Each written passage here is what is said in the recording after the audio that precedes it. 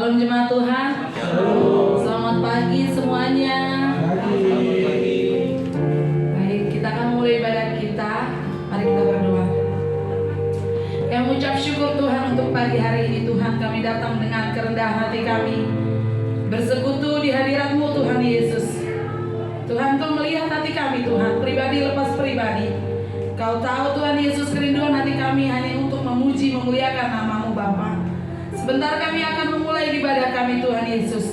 Biarlah hadirat-Mu Tuhan ada di tempat ini Tuhan. Kuasai hati pikiran kami Tuhan Yesus. Biar hati kami hanya tertuju kepada Tuhan kami. Terima kasih Bapa, terima kasih Allah kami. Kami juga berdoa Tuhan untuk saudara-saudara kami yang belum sampai di tempat ini. Tuhan, Kau memberikan Tuhan keselamatan bagi mereka yang ada dalam perjalanan Tuhan. Kalau mereka sakit Tuhan Yesus, Kau juga Tuhan penghibur untuk saudara-saudara kami yang sakit Bapak. Bapak, sebentar kami akan memulai ibadah kami Tuhan. Terima kasih Bapak, terima kasih Yesus. Haleluya Tuhan. Kau baik untuk hidup kami. Kami percaya untuk semua kasih-Mu Tuhan. Kami percaya untuk semua kebaikan-Mu akan hidup kami Bapak. Terima kasih Yesus, terima kasih Tuhan. Mari jemaat Tuhan, kita nyanyikan lagu ini. Bawa hatimu, bawa penyembahanmu hanya kepada Tuhan. Yesus, Kau sungguh baik. Yesus, nama-Mu indah. Yesus, ku cinta Kau selalu, ku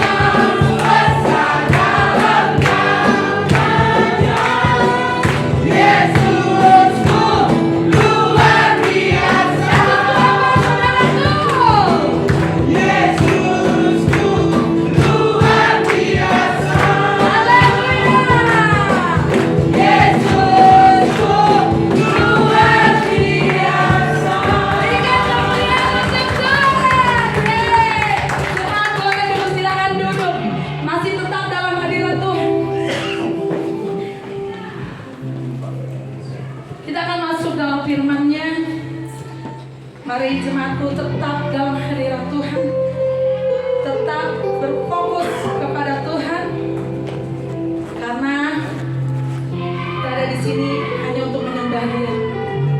Karena kita di sini hanya untuk memuliakan nama Tuhan. Tidak ada maksud lain, tidak ada tujuan lain. Fokus kita hanya Tuhan. Amin, saudaraku.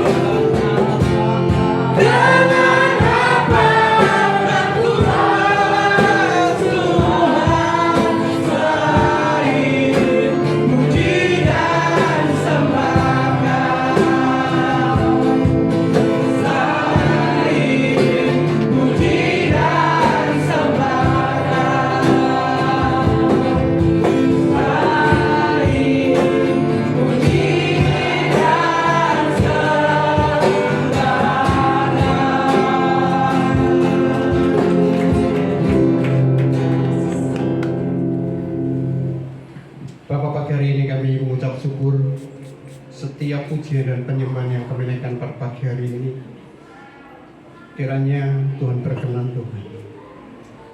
Kami bersyukur buat kesempatan yang telah memberikan bagi setiap kami.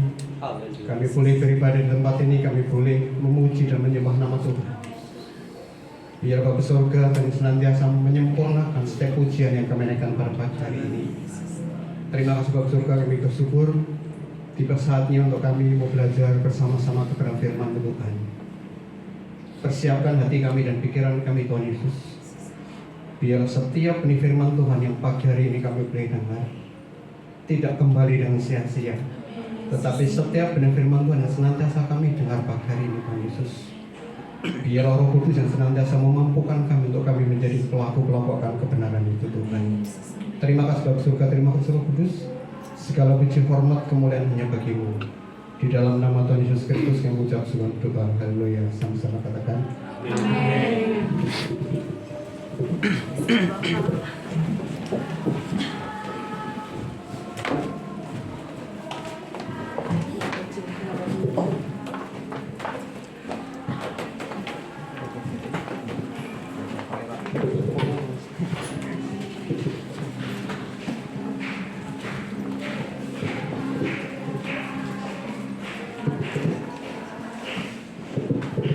Iya, selamat pagi Bapak Ibu. Iya, pagi hari ini giliran saya penuh. Jadi agak nervous Bapak Ibu. Pagi ini spesial karena baru sekali ini saya ditemenin oleh tetangga saya. Jadi ada satu keluarga, Bapak maupun Ibu, selamat datang untuk beribadah bersama-sama. Iya, ini adalah tetangga kami yang selama ini sebenarnya kita udah kenal, tetapi baru kemarin kita bisa ngobrol sebentar. Iya, Bapak Ibu, pagi hari ini kita akan sama-sama belajar dari 2 Raja-Raja 17 ayat yang ke-36. 2 Raja-Raja 17 ayat 36. Iya, Bapak Ibu sambil mencari ayat firman Tuhan pada pagi hari ini, saya akan cerita sedikit Bapak Ibu. Jadi sebenarnya cerita ini akan saya tutup gitu. Saya nggak pernah cerita kemana-mana. Pertama adalah karena ini memang cerita sudah cukup lama. Dan kenapa saya pagi hari ini saya akan coba cerita yang selama ini akan sakit dalam hidup saya. Istri saya pun nggak tahu gitu kan, apalagi anak-anak saya. Jadi sekitar seminggu yang lalu ada tetangga saya yang main ke rumah saya. Satu keluarga, dia 3 putra putri. Jadi anak pertama dia kelas 5 SD, yang kedua adalah kelas 4, dan yang ketiga adalah masih belum sekolah, masih tahun depan baru sekolah baru. Jadi keluarga ini sharing dari keluarga saya. Satu titik pertanyaan yang keluar dari keluarga ini adalah seperti itu Bapak Ibu. Apakah saya bisa mendidik anak-anak saya dengan baik? Ataukah saya bisa menyekolahkan anak-anak saya dengan baik? Ini suatu pertanyaan yang waktu itu dilontarkan kepada kami Bapak Ibu. Itu sebabnya saya cerita kenapa. Pertanyaan itu ya hal yang sama yang pernah saya alami ketika anak-anak saya masih kecil. Pertanyaan apakah saya bisa ke depannya sama mendidik anak saya dengan baik, bahkan saya bisa menyekolahkan anak-anak saya dengan layak. Bapak Ibu, kenapa pertanyaan itu waktu itu timbul dalam hati saya? Dengan segala permasalahan pergumulan yang kami alami pada zaman itu Bapak Ibu. Kesulitan demi kesulitan, begitu antara ekonomi, baik keluarga, pekerjaan, dan lain banyak sekali hal yang harus kami lalui. Tetapi kadang-kadang saya melihat seperti ini. Kenapa setiap masalah yang kami alami, kesulitan yang saya alami, seakan-akan tidak ada habis-habisnya, tidak ada ujung selesainya Bapak Ibu. Mungkin Bapak Ibu pernah mengalami suatu titik ketika mengalami sesuatu ya, kenapa ya ini kok nggak selesai dalam kehidupan kita? Bapak Ibu, anak saya yang kedua Yosi itu ketika masih kecil, waktu itu masih tinggal di Cibiru. Jadi waktu dia masih kecil, kalau dia punya kebiasaan ketika dia nonton TV sore, ketika sore tetangga sudah pulang dari kantor, dia pasti nonton di sebelah. Dia bawa guling, dia bawa minum, bawa susu, dia tidur di depan TV. Di rumah bukan kan nggak ada TV, ada, tapi mungkin anak kecil, sebelah mungkin lebih besar gitu kan. Jadi dia nonton TV di situ. Bapak Ibu, saya akan jemput anak saya ketika saya sudah pulang. Jadi kalau saya pulang jam 5:04, saya langsung jemput anak saya. Pulang jam 6, saya langsung jemput. Tetapi suatu titik ada, saya lihat anak saya lihat film anak-anak yang mungkin Bapak Ibu mungkin bukan zamannya, tapi pasti Bapak Ibu pernah dengar tentang Winnie the Pooh, Bapak Ibu. Pernah tahu? Winnie the Pooh apa? Pernah? Winnie the Pooh itu lagunya apa, Bapak Ibu? Pernah tahu nggak? Anak saya ketika lihat film anak-anak Winnie the Pooh itu, Ini Pak Winnie the Pooh. sambil lihat tangan-tangannya goyang-goyang gitu. Enggak juga, tapi tangan-tangannya goyang, kakinya gerak-gerak gitu ya. Tetapi satu yang saya perhatikan adalah nyanyi dari Winnie the Pooh itu dikatakan kurang lebih seperti itu. You can do it, gitu. You can do it, uang ya. Gitu. Di tengah-tengah ketika saya mengalami suatu kesulitan di dalam kehidupan saya, tetapi saya dengar pujian ini Bapak Ibu. Dikatakan apa? Kamu pasti bisa. Betul? Apa yang menjadi masalah dalam kehidupan kita? Ya seakan-akan seperti saya mengalami bahwa ini masalah nggak pernah ada habis-habisnya, nggak ada ujungnya gitu kan. Tetapi percayalah, ketika kita bersama dengan Tuhan, seperti apa yang dinyanyikan oleh film ini dan di film Winnie the Pooh, you can do it dari Bapak Ibu. Amin. Ya, Bapak Ibu kita akan buka dalam 2 Raja-Raja 17 dan 36. 2 Raja-Raja 17 ayat yang 36.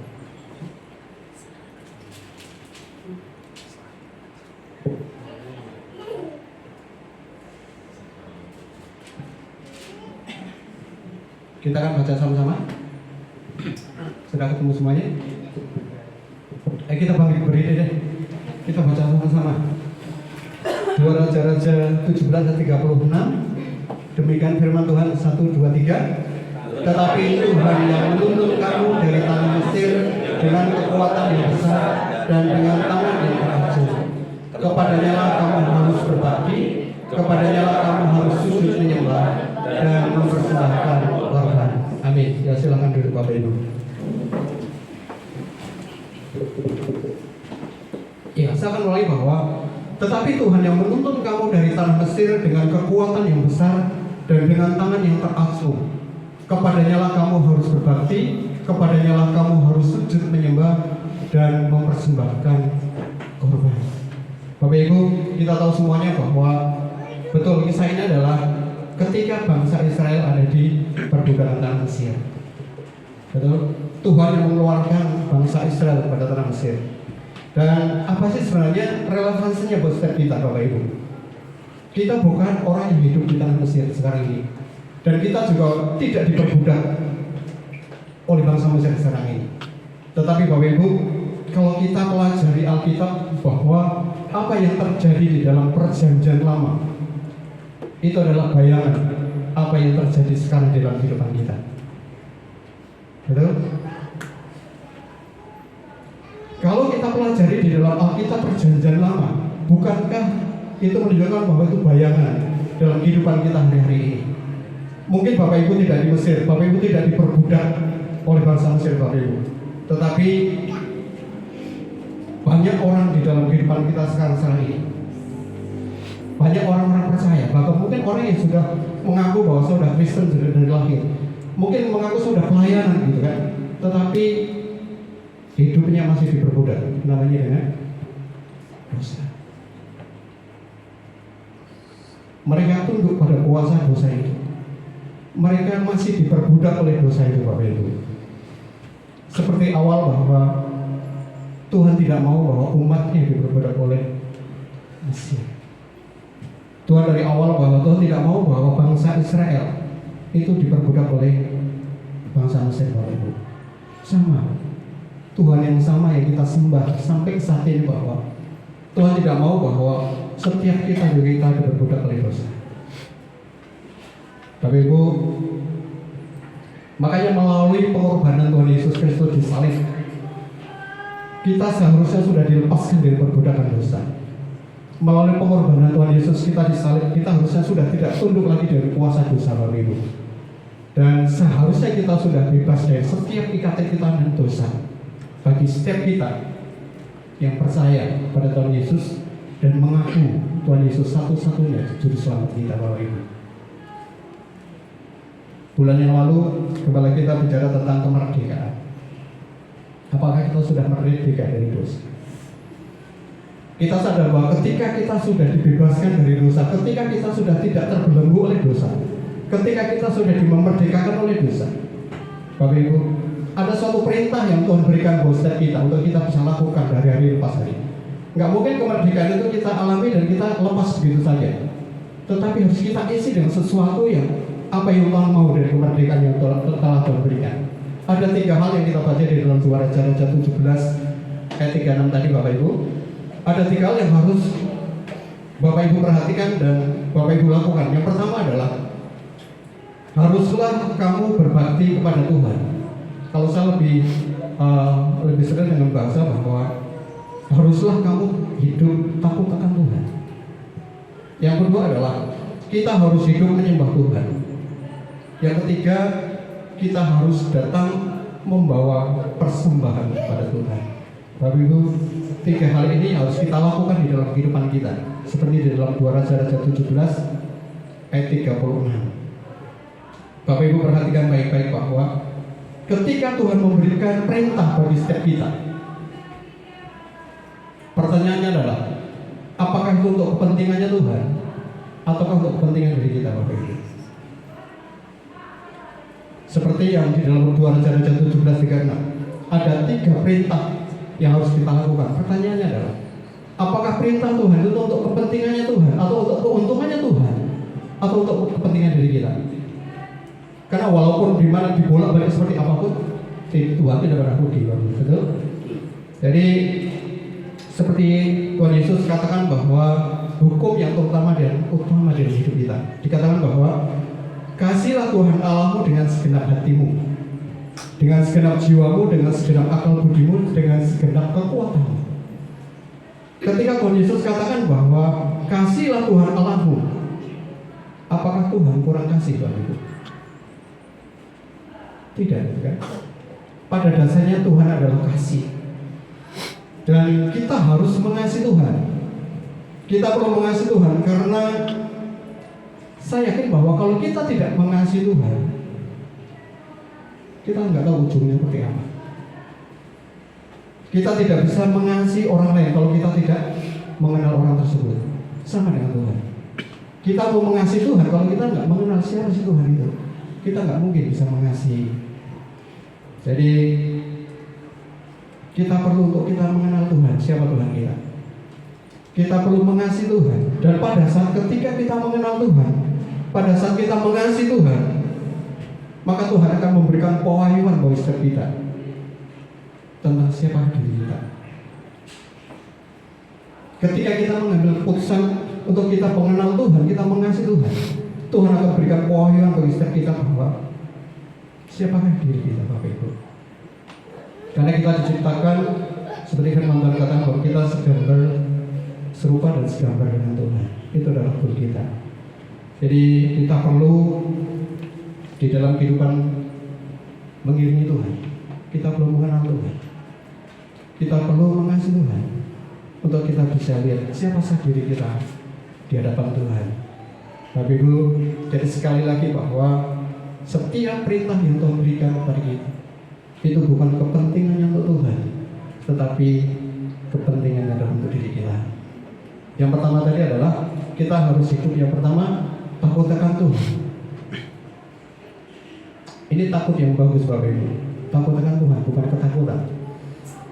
Ya, artinya takut akan Tuhan adalah kita harus sadar akan kehadiran Tuhan dimanapun kita ada, dengan segala kondisi yang kita alami. Kita menyadari nggak bahwa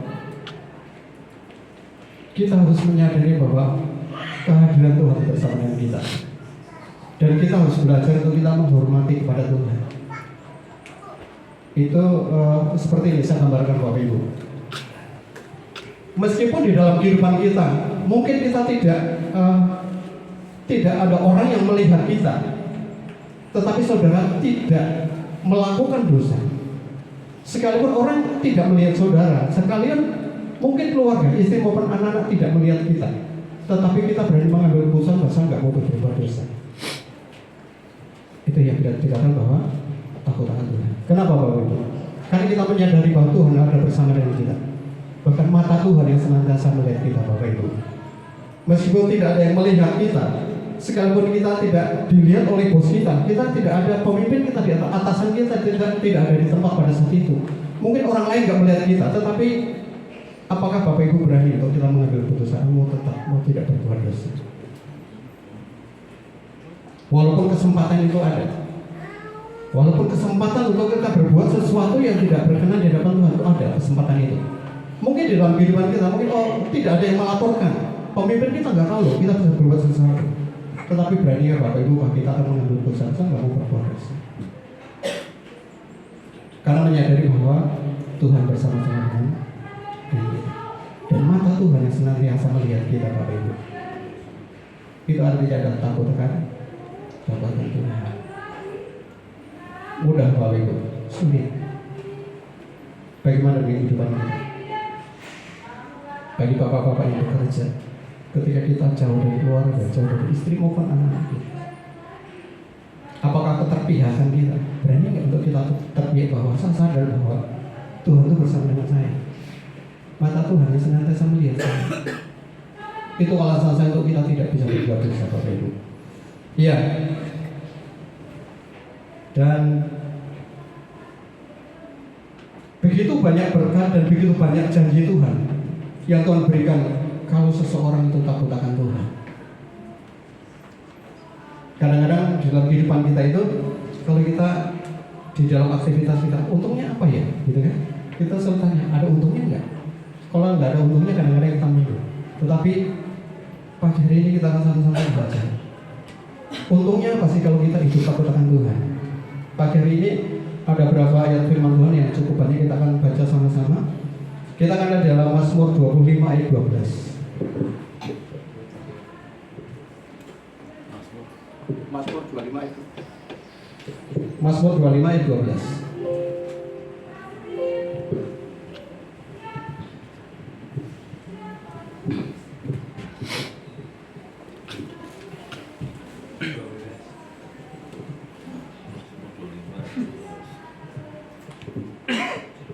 Mazmur 25 12 dikatakan demikian. Siapakah orang yang takut akan Tuhan? Kepadanya Tuhan menunjukkan jalan yang harus dipilihnya. Bapak Ibu, bukankah kita seringkali kita bingung di dalam kehidupan kita untuk menentukan langkah ke depan? Kadang-kadang kita bimbang, mana yang harus kita lalui ya? Kadang-kadang justru kita udah kalah sebelum perang. Sebelum kita melangkah kita udah ketakutan duluan gitu kan. Tetapi janji Tuhan di dalam Mazmur 25 ayat 12 dikatakan bahwa orang yang takut akan Tuhan itu akan menunjukkan jalan-jalannya. Kadang jalan itu kadang-kadang kita nggak pernah kita pikirkan, jalan itu nggak pernah kita rancangkan gitu kan. Tetapi ketika kita masuk di dalam jalannya Tuhan, ketika Tuhan bukakan jalan itu, satu titik ketika kita kok bisa seperti ini? Tuhan bisa pakai siapapun. Tuhan bisa pakai anak saya, Tuhan bisa pakai istri saya, Tuhan bisa pakai siapapun untuk melancarkan jalannya Tuhan. Seperti tadi saya bilang, Tuhan bisa pakai anak saya waktu itu masih kecil. Paling tidak pesan dari Bu Jani apa? Kamu pasti bisa.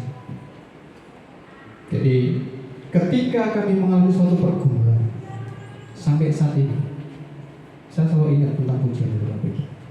Kamu pasti bisa. Ya, itu adalah janji yang pertama Bapak Ibu. Yang kedua adalah Mazmur 25 ayat ke-14 turun dikatakan demikian. Tuhan bergaul karib dengan orang yang takut akan Dia, dan perjanjiannya diberitahukannya kepada mereka. Bapak Ibu, ini janji yang kedua. Kalau kita takut akan Tuhan, Tuhan akan bergaul karib dengan kita. Dan perjanjian Tuhan itu akan diberikan pada kita.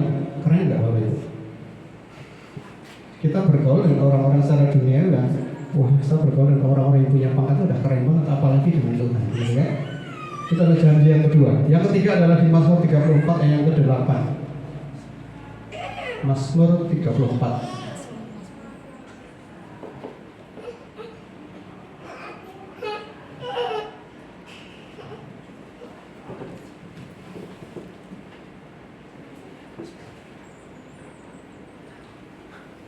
Mazmur 34. Ya, Mazmur 34 ayat 8.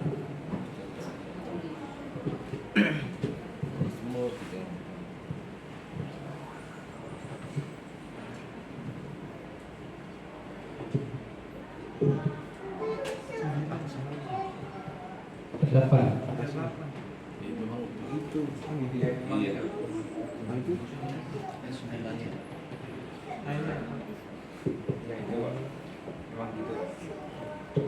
Ya, saya akan bacakan 34 dan 8 yang di HP ya. Yang 7. Coba 7. Nah, Tadi udah benar ya, Pak. Oh, bukan. Ya, saya akan bacakan. Mazmur 34 yang ke-8 di sini dikatakan, malaikat Tuhan berkemah di sekeliling orang-orang yang takut akan Dia, lalu meluputkan mereka. Bapak Ibu, ini adalah janji Tuhan. Malaikat Tuhan itu akan berkemah bersama dengan kehidupan kita. Dikatakan bahwa malaikat Tuhan itu akan berkemah bersama dengan kita. Tetapi saya bilang bahwa kalau hidup kita takut akan Tuhan. Ayat yang ke-9 Mazmur 34. 10. takut akan Tuhan.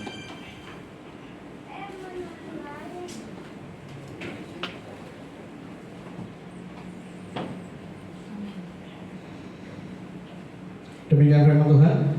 Takutlah akan Tuhan, hai orang-orangnya yang kudus, sebab tidak kekurangan orang yang takut akan Tuhan. Bapak Ibu, jaminan Tuhan adalah kita tidak akan kekurangan ketika kita takut akan Tuhan. Orang yang takut akan Tuhan tidak akan kekurangan. Begitu banyak janji-janji yang Tuhan berikan bagi setiap kita. Iya, sekarang dijabarkan seperti apa sih takut akan Tuhan? Takut akan Tuhan itu seperti apa? Sekarang kita lihat di dalam Amsal 8 ayat 13.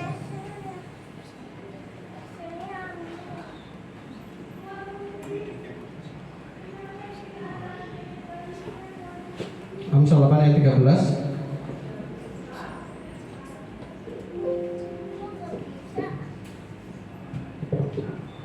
Pak Rudi Manurung bacakan Pak. Amsal 8 ayat 13. Takut akan Tuhan ialah membenci kejahatan.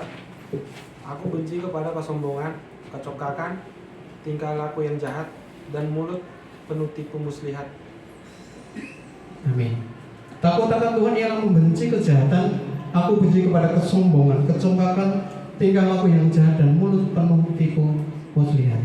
Jadi kalau Bapak Ibu takut akan Tuhan, Bapak Ibu membenci hal-hal yang di Amsal 8 ayat 13 ini Bapak Ibu. Tetapi kadang-kadang dalam kehidupan kita sering nggak kita menemukan orang-orang yang rendah hati, orang-orang yang orang tuh nggak sombong, orang tuh nggak congkak gitu kan. Sebenarnya kalau dilihat secara kapasitas, secara potensi, mereka sangat luar biasa. Mungkin dia orang yang secara ekonomi mapan, secara pendidikan sangat tinggi, secara talenta dia memiliki sesuatu talenta yang besar. Tapi pernah nggak Bapak Ibu melihat bahwa orang itu tetap rendah hati? Orang itu tetap tidak sombong, orang itu tetap tidak congkak dan lain sebagainya itu. Karena saya yakin bahwa orang yang seperti itu adalah orang yang takut akan Tuhan. Ya, Amsal 14 ayat 26. Amsal 14 ayat 26.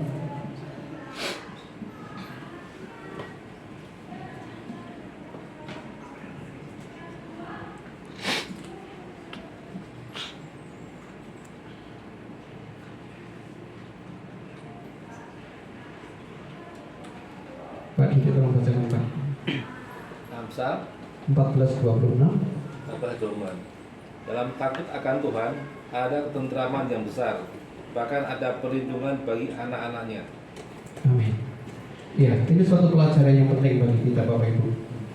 Ketika kita memutuskan untuk kita takut akan Tuhan, perlindungan itu nggak cuma cukup untuk kita, tetapi janji tadi saya dikatakan bahwa sampai kepada generasi kita. Dan ketentraman itu akan kita terima. Yang pernah saya katakan bahwa ketentraman itu tidak bisa dunia berikan buat setiap kita.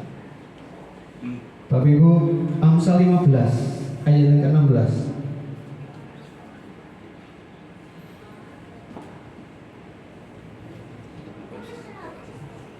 Amsal 15 ayat ke-16. Pak Riko, tolong bacakan Pak. Amsal 15 ayat 16. Lebih baik sedikit barang dengan disertai takut akan Tuhan daripada banyak harta dengan disertai kecemasan. Amin. Iya. Bagi Bapak Ibu yang ingin memiliki harta yang banyak, tempelkan firman Tuhan ini dalam dada Bapak Ibu. Lebih baik sedikit barang dengan disertai takut akan Tuhan daripada banyak harta dengan disertai kecemasan. Pilih yang mana Bapak Ibu? Ya. Tapi saya suka di dalam Amsal 15 yang ketiga-tiga. Tiga-tiga yang ke bawah lagi.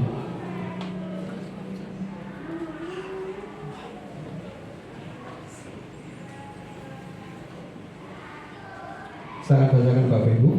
Demikian firman Tuhan. Takut akan Tuhan adalah didikan yang mendatangkan hikmat, dan kerendahan hati mendahului kehormatan. Keren Bapak Ibu. Banyak orang yang berdoa selalu, Pak saya minta hikmat. Banyak yang selalu bilang, Pak saya mau minta hikmat. Tetapi hikmat itu telah didahului dengan takut akan Tuhan. Amsal 22 ayat 4.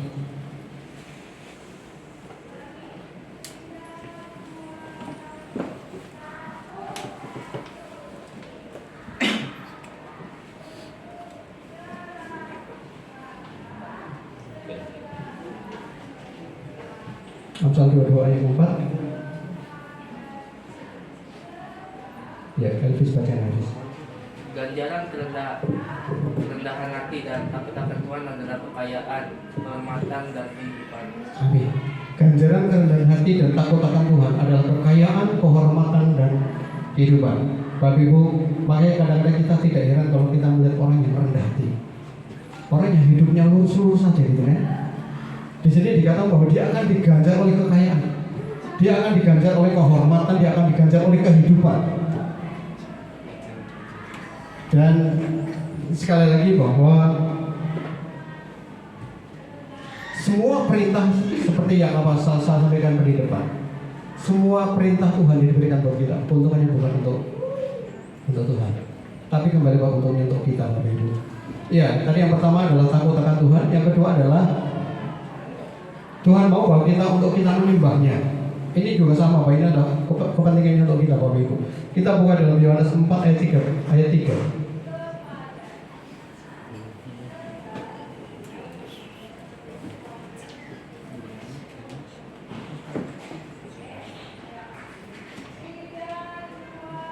Yohanes 4 ayat 3 sampai ayat yang ke-14. Saya akan bacakan bagi Bapak Ibu pagi hari ini. Demikian firman Tuhan. Ia pun meninggalkan Yudea dan kembali lagi ke Galilea. Ia harus melintas daerah Samaria. Maka sampailah ia ke sebuah kota di Samaria yang bernama Sikar, dekat tanah yang diberikan Yakub dahulu kepada anaknya Yusuf. Di situ terdapat sumur Yakub. Yesus sangat letih oleh perjalanan.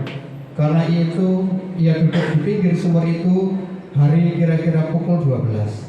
Maka datanglah seorang perempuan Samaria hendak menimba air. Kata Yesus kepadanya, berilah aku minum, sebab murid-muridnya telah pergi ke kota membeli makanan. Maka kata perempuan Samaria itu kepadanya, masakah engkau seorang Yahudi minta minum kepadaku, seorang Samaria? sebab orang Yahudi tidak bergaul dengan orang Samaria. Jawab Yesus kepadanya, jikalau engkau tahu tentang karunia Allah dan siapakah dia yang berkata kepadamu, berilah aku minum, niscaya engkau telah meminta kepadanya, dan ia telah memberikan kepadamu air hidup. Kata perempuan itu kepadanya, Tuhan, engkau tidak punya timba, dan sumur ini amat dalam. Dari manakah engkau memperoleh air hidup itu? Adakah engkau lebih besar daripada bapa kami Yakub, yang memberikan sumur ini kepada kami dan yang telah minum sendiri dari dalamnya, ia serta anak-anaknya dan ternaknya? Jawab Yesus kepadanya, barang siapa minum air ini, ia akan haus lagi. Tetapi barang siapa minum air yang akan kuberikan kepadanya, ia tidak akan haus untuk selama-lamanya. Sebaliknya, air yang akan kuberikan kepadanya akan menjadi mata air di dalam dirinya yang terus-menerus memancar sampai kepada hidup yang kekal. Bapak Ibu, kisah firman Tuhan di dalam Yohanes 4:3-14 ini adalah di sini Tuhan Yesus mencoba untuk memberikan pengertian kepada perempuan Samaria. Notabene ini adalah pembicaraan yang sangat menarik pada kedua belah. Yang satu adalah Tuhan Yesus bicara tentang air yang hidup, perempuan Samaria bicara tentang air biasa tadi itu.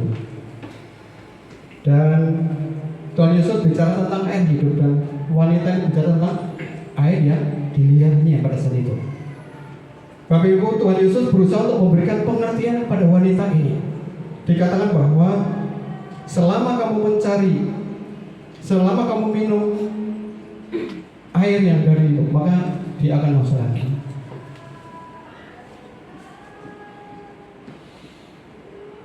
Tuhan Yesus berusaha memberikan pengertian kepada wanita, selama kamu mencari kepuasan di luar, maka kamu akan haus lagi, Bapak Ibu. Kemudian di ayat yang ke-14-15-20 dikatakan, kata perempuan itu kepadanya, Tuhan, berikanlah aku air itu supaya aku tidak haus dan tidak usah datang lagi ke sini untuk menimba air. Kata Yesus kepadanya, pergilah, panggillah suamimu dan datanglah ke sini. Kata perempuan itu, aku tidak mempunyai suami. Kata Yesus kepadanya, tepat katamu bahwa engkau tidak mempunyai suami. Bapak Ibu, perempuan ini top gitu kan, top keren. Jadi perempuan ini berusaha untuk mencari kepuasan di luar dengan berganti-ganti suami. Ketika Tuhan Yesus katakan, bawalah suamimu ke sini, perempuan itu bilang, apa? Aku tidak punya suami. Tuhan Yesus katakan, apa? Tepat katamu. Karena yang bersama-sama dengan perempuan itu sekarang adalah bukan suaminya. Wanita ini mencari kepuasan batinnya dengan dia berganti-ganti dengan suami. Dia tidak mendapatkan kepuasan, dia tidak mendapatkan kebahagiaan yang dia mau. Tetapi Tuhan Yesus baru mau mengajarkan pada wanita ini bahwa selama kamu mencari kebahagiaan di luar sana, kamu akan haus lagi. Ketemu, tetapi cuma sementara. Pasti kamu akan haus lagi. Bapak Ibu, pernah merenungkan dalam kehidupan kita, ketika kita memiliki suatu keinginan yang mungkin di luar Tuhan, itu mungkin bagi saya adalah sesuatu yang bisa memuaskan dalam hidup saya. Tapi ketika sesuatu sudah kita dapatkan dalam hidup ini, apakah itu memuaskan dalam hidup kita? Tetapi Tuhan Yesus katakan, kalau kamu meminta kepadaku, maka aku akan memberikan air hidup, dan air itu kemudian akan menjadi mata air dalam dirimu, dan dikatakan dan tidak, dan terus menerus memancar sampai kepada kehidupan yang kekal. Tapi itu menjadi pelajaran buat setiap kita di dalam kita mengiringi Tuhan sampai saat ini, Bapak Ibu. Apakah perempuan tentang perempuan Samaria masih bersama-sama dengan diri kita, hidup kita, Bapak Ibu? Tetapi ditegaskan oleh Tuhan pada pagi hari ini, selama kamu mencari kepuasan di luar sana, maka kamu akan haus lagi.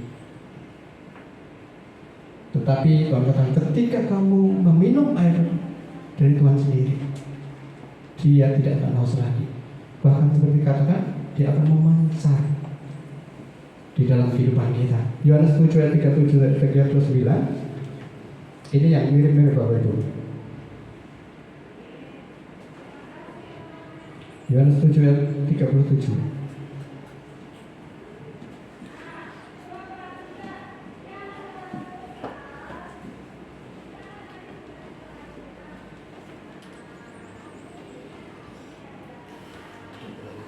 Demikian firman Tuhan. Dan pada hari terakhir, yaitu pada puncak perayaan itu, Yesus berdiri dan berseru, "Barang siapa haus, baiklah ia datang kepadaku dan minum." 38. Barang siapa percaya kepadaku seperti yang dikatakan oleh kitab suci, dari dalam hatinya akan mengalir aliran-aliran air hidup. Bapak Ibu, jadi ketika kita percaya Tuhan Yesus, kita akan menerima Roh Kudus. Dan Roh Kudus itu yang seperti mata air yang terus-menerus memancar di dalam kehidupan kita dan tidak pernah ada hentinya, Bapak Ibu. Jadi itu adalah suatu kebahagiaan yang sesungguhnya, kebahagiaan yang tidak tergantikan dengan apa yang kita lihat di dalam kehidupan kita. Dan di dalam kisah orang Samaria ini adalah pembicaraan ini terus berlanjut di dalam Yohanes 4 ayat yang ke-21.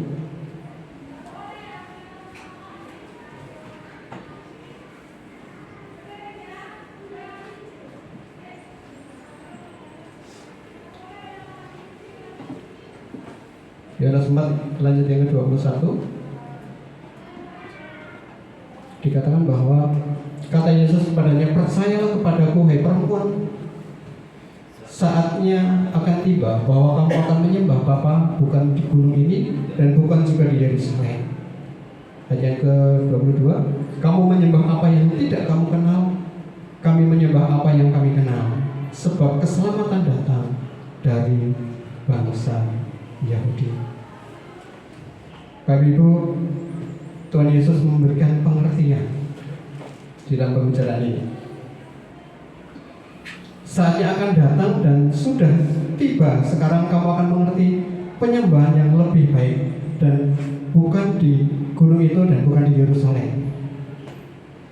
Gak peduli dengan di mana Bapak Ibu ada, gak peduli kita mau menghadap kemana, mau menghadap ke Yerusalem, mau menghadap ke gunung, gak peduli dengan apa yang sudah dilakukan oleh nenek moyang dari orang Samaria, Bapak Ibu.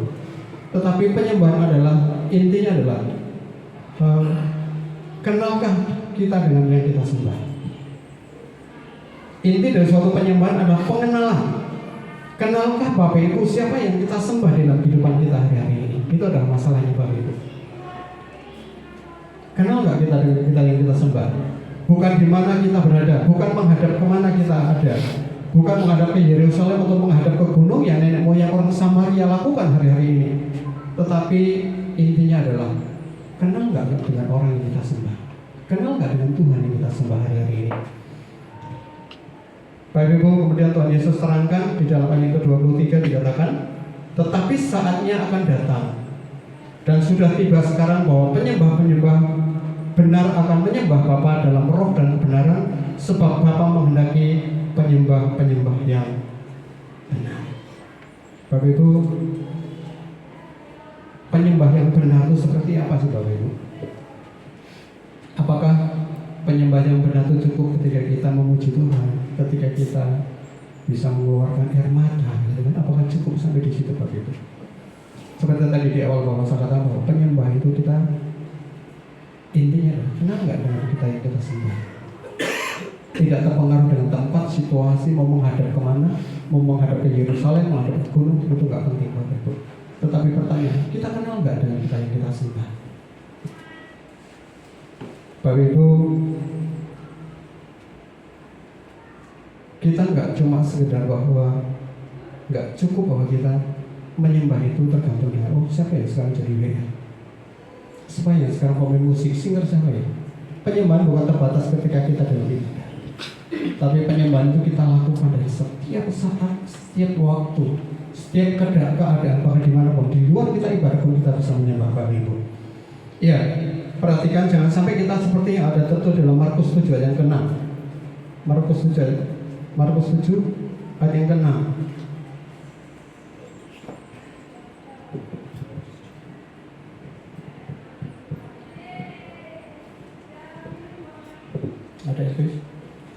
7 ayat yang ke-6 sampai 7. Stefanus baca kasih.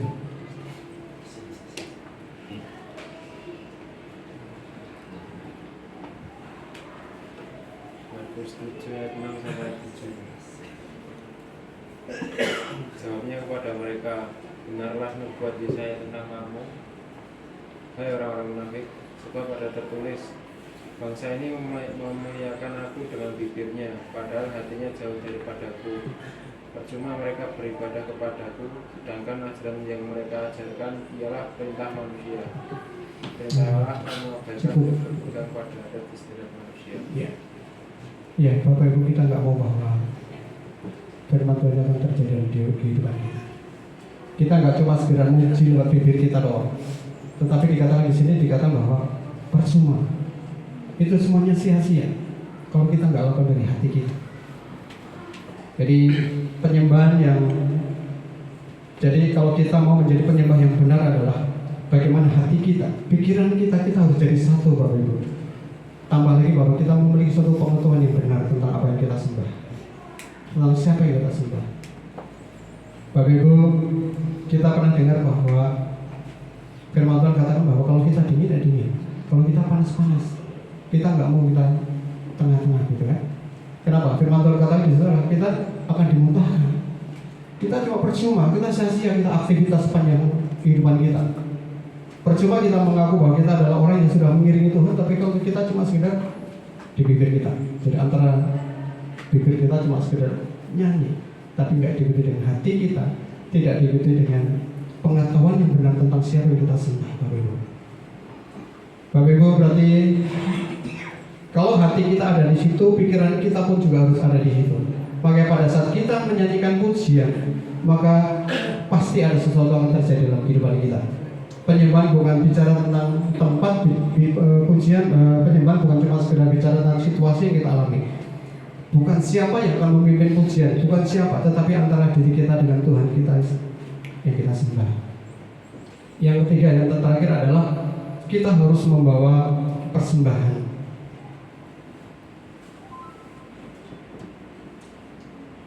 Minggu kemarin saya sampaikan di tempat ini tentang persembahan. Persembahan itu bukan sekedar uang, Bapak Ibu. Kalau kita bicara persembahan bukan sekedar materi yang harus kita berikan. Dan kalau Bapak Ibu sadar bahwa bukankah apa yang kita punya, apa yang ada di tangan kita, kehidupan ini, bukankah itu adalah miliknya Tuhan? Betul? Sudah sewajarnya bahwa ketika kita menyadari bahwa segala sesuatu yang kita ada, yang Tuhan percaya itu miliknya Tuhan, sudah sewajarnya bahwa setiap kita belajar untuk mengembalikan apa yang menjadi bagian Tuhan. Itu adalah salah satu bentuk hormat kita kepada Tuhan, Bapak Ibu. Karena saya percaya bahwa hormat adalah selalu mendahului berkat. Kalau Bapak Ibu kita pengen hidup jauh ke depan, belajar untuk kita menghormati. Mulai sekarang kembangkan untuk kita bisa menghargai. Apa sih pentingnya untuk kita bisa menjatuhkan seseorang? Kita bisa menjadikan seseorang. Apa gunanya, Bapak Ibu? Ujungnya adalah kita bermusuhan. Tetapi kalau kita belajar untuk kita menghargai orang, kita belajar untuk kita menghormati orang yang lebih tua, kita menghargai orang yang hamba-hamba Tuhan yang selama ini menonton kita di dalam kehidupan kita, yang menasihati kita. Bapak Ibu, kita lihat kalau kita kembangkan, kita menghargai, menghormati orang lain, sampai mana nanti kita ujungnya. Tetapi sebaliknya ketika kita belajar cuma sekedar menjadikan orang, kita menghakimi orang, kita menjatuhkan orang, kita belajar sok tahu, makanya kita pasti akan mendatangkan permusuhan baru. Kenapa Tuhan mau bahwa kita membawa persembahan? Sekali lagi bukan berarti Tuhan adalah karena kekurangan, tetapi semuanya untungnya adalah buat kita, Bapak Ibu. Iya, kita akan buka di dalam ayat yang terakhir, 1 Tawarin 16 ayat 29.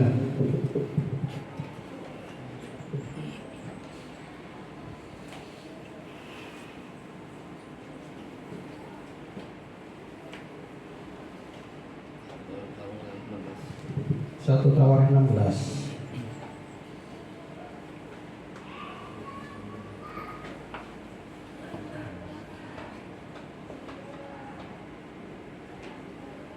Ayat 29.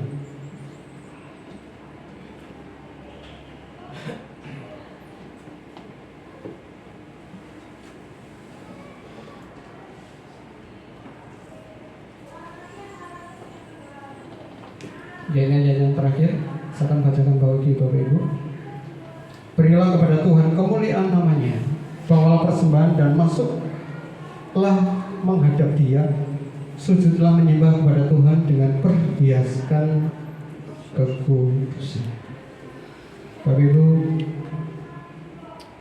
kalau kita belajar mulai hari ini, Bapak Ibu kembangkan kehidupan seperti ini, maka kita akan lihat sampai mana Bapak Ibu nanti ada. Kalau kita selalu membawa persembahan saat ketika kita menghadap Tuhan, ketika kita membawa persembahan, ketika kita masuk di dalam hadirat Tuhan, maka Bapak Ibu di tempat ini kita diajarkan bahwa kita siap untuk mempersembahkan dari hati kita mulai pujian kita. Kita diperlengkapi dengan setiap pengetahuan yang benar tentang siapa Tuhan Yesus kita oleh Gembala Tuhan. Dan ketika kita masuk di dalam beribadah, tentunya nggak mungkin bahwa kita dengan tangan kosong. Ada sesuatu yang kita bawa sebagai hormat kita kepada Tuhan. Karena seperti tadi saya bilang bahwa apa yang kita punya itu adalah kembali milik Tuhan. Mari kita sama-sama belajar. Ada 3 hal yang pada hari ini kita sama-sama untuk kita hidupi ke depan. Yang pertama adalah bagaimana kita hidup takut akan Tuhan. Yang kedua adalah kita hidup menyembah dalam roh dan kebenaran. Dan yang ketiga adalah bagaimana kita memiliki kehidupan yang mempersembahkan ketika kita masuk di dalam menghadap Tuhan maupun dalam hadirat Tuhan. Sekali lagi bahwa ketika Tuhan kasih perintah kepada Bapak Ibu dan saya, semuanya adalah keuntungan buat kita. Kenapa Tuhan berikan perintah kepada kita? Intinya cuma satu, karena Tuhan sayang pada kita. Amin. Iya. Demikian firman Tuhan pada pagi hari ini. Kita undang WL Senior maupun khusus.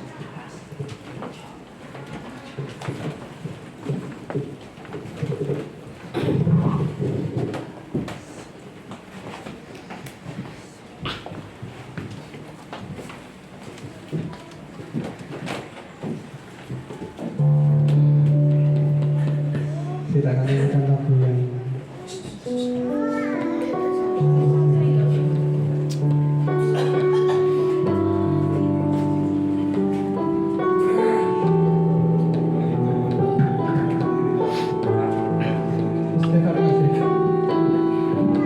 yang kita undang untuk bangkit berdiri sama-sama. Kita akan naikkan pujian pagi hari ini. Yesus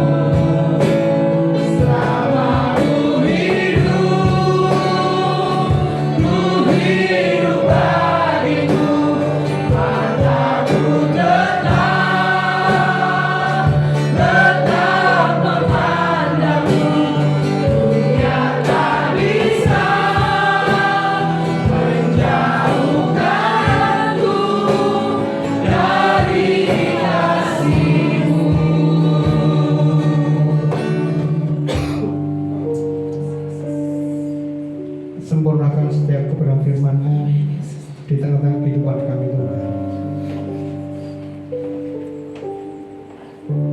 Hamba kurang sempurna untuk menyampaikan kepada firman Tuhan, tetapi Roh Kudus yang senantiasa terus memberikan kami pengertian di dalam kebenaran firman-Mu pada pagi hari ini,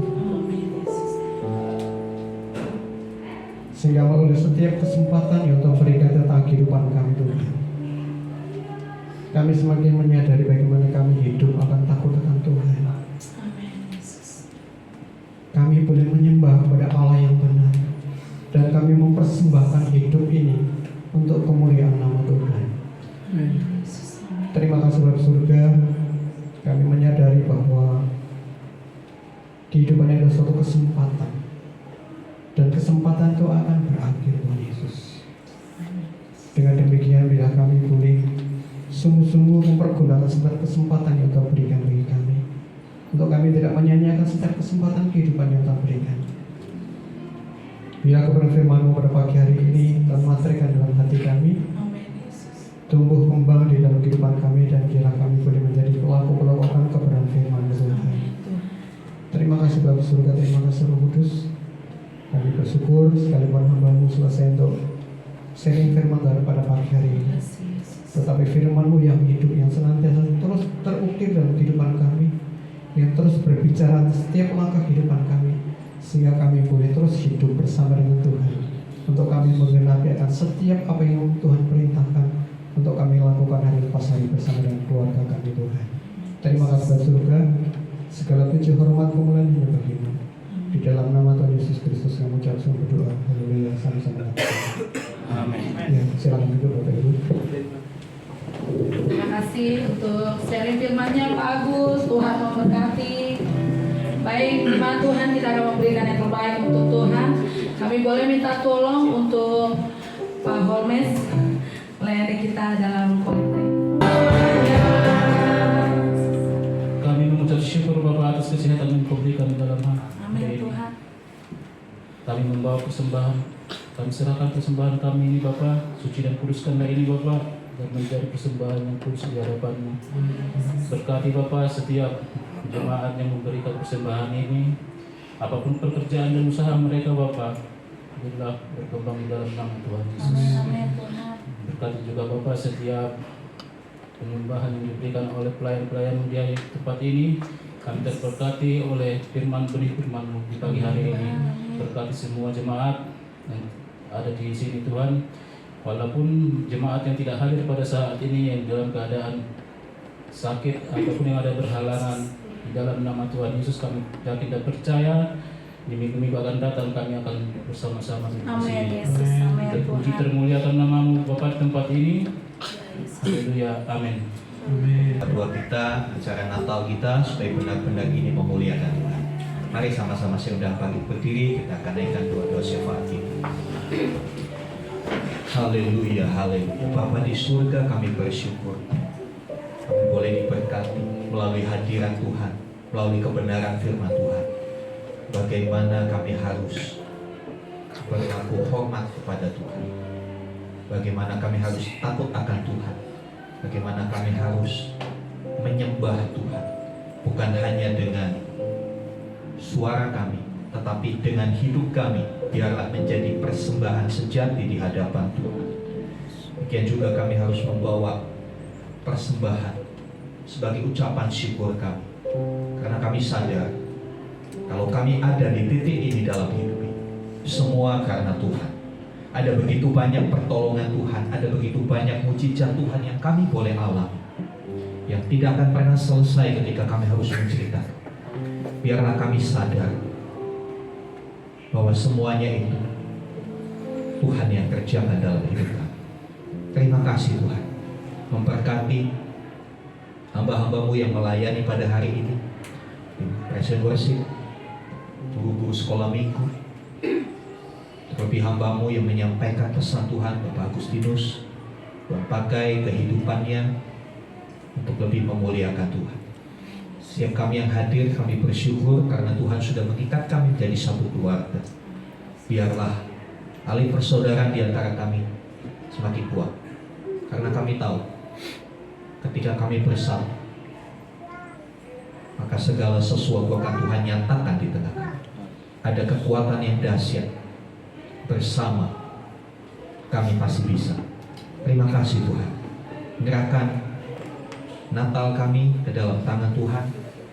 Kiranya Tuhan yang memimpin, memberi hikmat untuk panitia dan teman-teman yang akan mengisi acara yang melayani, supaya apa yang kami persiapkan hanya untuk kemuliaan Tuhan, bukan untuk kemegahan kami. Kami berdoa untuk pembicara, kiranya Tuhan menjamah hati hamba-Mu, Bapak Mark McLendon, supaya beliau boleh menyediakan waktu untuk berbagi berkat bagi kami. Terima kasih untuk tempat yang sudah disetujui itu kami gunakan. Kiranya tempat itu juga diberkati Tuhan. Teman-teman di Yayasan Cahaya Bagi Negeri diberkati oleh Tuhan, sehingga mereka lebih lagi boleh berkontribusi bagi pekerjaan Tuhan di Indonesia.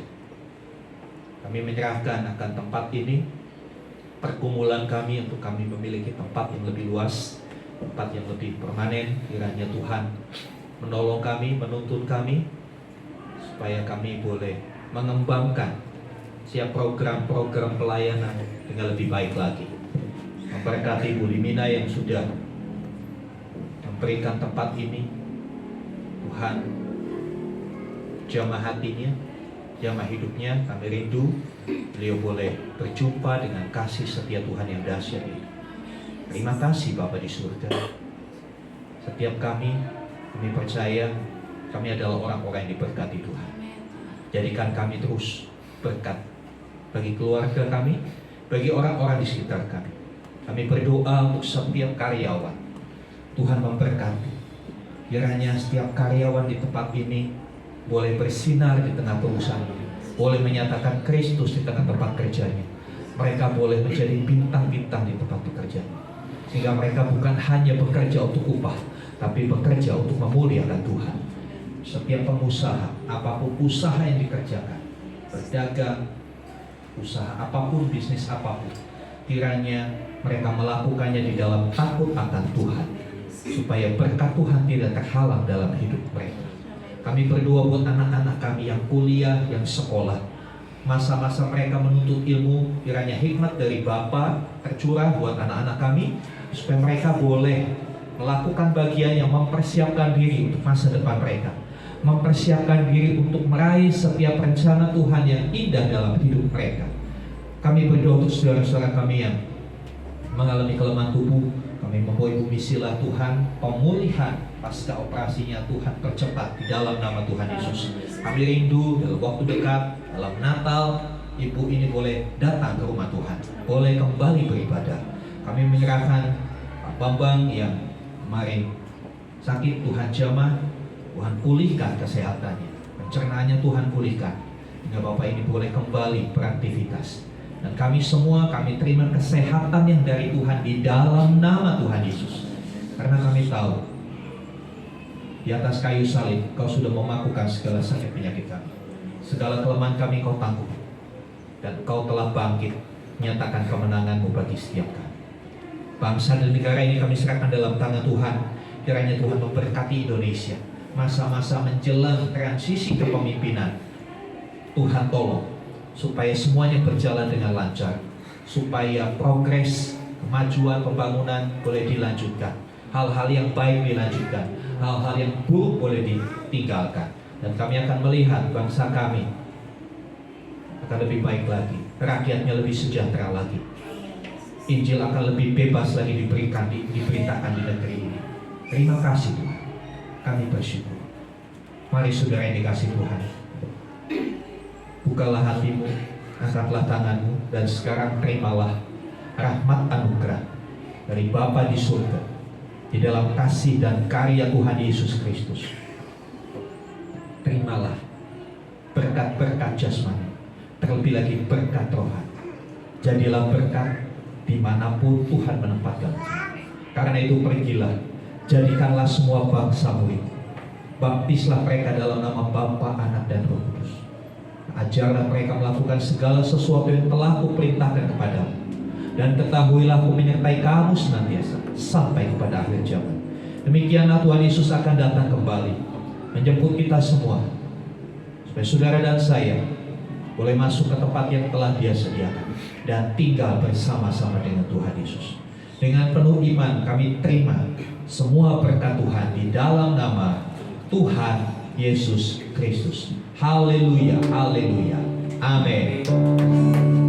Kita